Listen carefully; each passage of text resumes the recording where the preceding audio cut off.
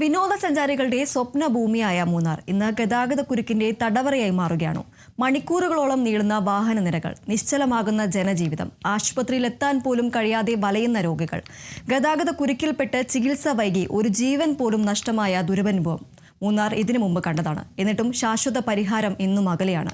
Traffic committee യോഗങ്ങൾ ആവർത്തിക്കുമ്പോഴും തീരുമാനങ്ങൾ പലതും കടലാസിൽ മാത്രം ഒതുങ്ങുന്നുവെന്നതാണ് നാട്ടുകാരുടെ പരാതി.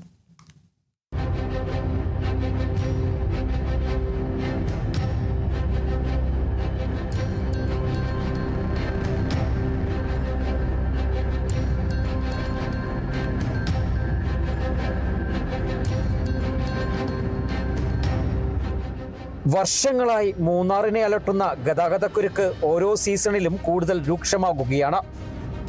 കൊച്ചി ധനുഷ്കോടി ദേശീയപാതയുടെ വികസനത്തോടെ മൂന്നാറിലേക്കെത്തുന്ന വാഹനങ്ങളുടെ എണ്ണം ഗണ്യമായി വർദ്ധിച്ചെങ്കിലും ടൗണിലെ അടിസ്ഥാന സൗകര്യങ്ങൾ അതിനനുസരിച്ച് വികസിച്ചില്ല.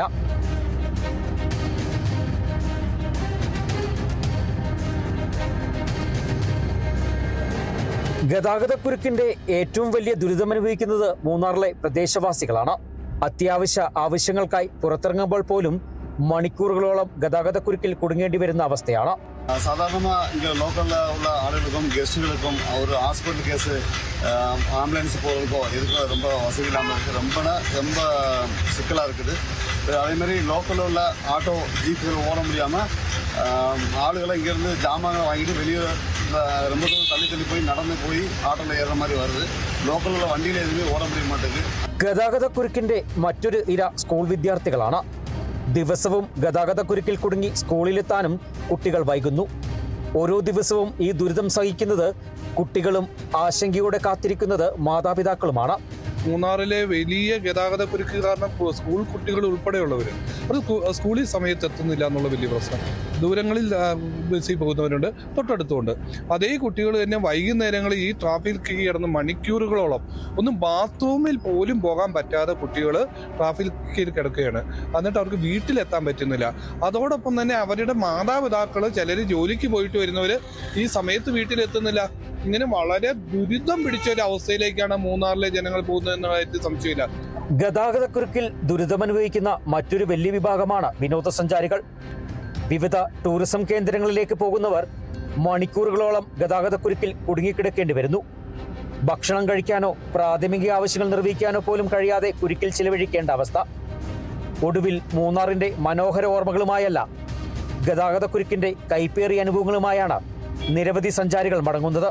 വരുന്ന ടൂറിസ്റ്റില് വണ്ടിക്കകത്ത് തന്നെ വണ്ടിയിൽ നിന്ന് പുറത്തിറങ്ങാൻ തന്നെ ഭക്ഷണം കഴിക്കാൻ പറ്റാത്ത, വണ്ടിക്കകത്ത് ബാത്റൂം കൂടെ പോകാതെ അവർ ഭയങ്കര ബുദ്ധിമുട്ടായിരിക്കും. ഭയങ്കര സങ്കടപ്പെട്ടാണ് വരുന്നവർ തിരിച്ച് അതുപോലെ തന്നെ പോകാം. അടിയന്തര ചികിത്സ തേടുന്ന രോഗികൾ പോലും ഗതാഗതക്കുരുക്കിൽ കുടുങ്ങുന്ന സാഹചര്യങ്ങൾ ആശങ്ക വർദ്ധിപ്പിക്കുന്നു. മൂന്നാറിലെ രൂക്ഷമായ ഗതാഗതക്കുരുക്ക് പരിഹരിക്കാൻ ട്രാഫിക് കമ്മിറ്റി പലതവണ യോഗം ചേർന്ന തീരുമാനങ്ങൾ കൈക്കൊള്ളും. രാഷ്ട്രീയ കക്ഷികളുടെ പ്രതിനിധികളും യോഗങ്ങളിൽ പങ്കെടുത്ത് അവയ്ക്ക് പിന്തുണ അറിയിക്കാറുണ്ട്. എന്നാൽ നടപ്പാക്കൽ ഘട്ടത്തിൽ അതേ കക്ഷികളിൽ നിന്ന് തന്നെ പ്രതിഷേധം ഉയരുന്നതാണ് പതിവ്. ഇതോടെ ഗതാഗത പരിഷ്കാരങ്ങൾ പലപ്പോഴും പാതി വഴിയിൽ നിൽക്കുകയും ശാശ്വത പരിഹാര ശ്രമങ്ങൾ തടസ്സപ്പെടുകയും ചെയ്യുന്നു. നിയമങ്ങൾ നടപ്പിലാക്കുമ്പോൾ ഉയരുന്ന രാഷ്ട്രീയ സമ്മർദ്ദവും പ്രതിഷേധവും അവസാനിപ്പിക്കണം. അല്ലെങ്കിൽ ഗതാഗതക്കുരുക്കിൽപ്പെട്ട് ആശുപത്രിയിലേക്ക് പോകാൻ കഴിയാതെ ഒരാൾ മരണപ്പെട്ടാൽ ആ ജീവൻ പൊലിയുന്നതിന് കാരണം നിങ്ങളായേക്കാം. ക്യാമറമാൻ എ പി രാജയ്ക്കൊപ്പം ബിനീഷ് ആന്റണി, കേരള വിഷൻ ന്യൂസ്, ഇടുക്കി.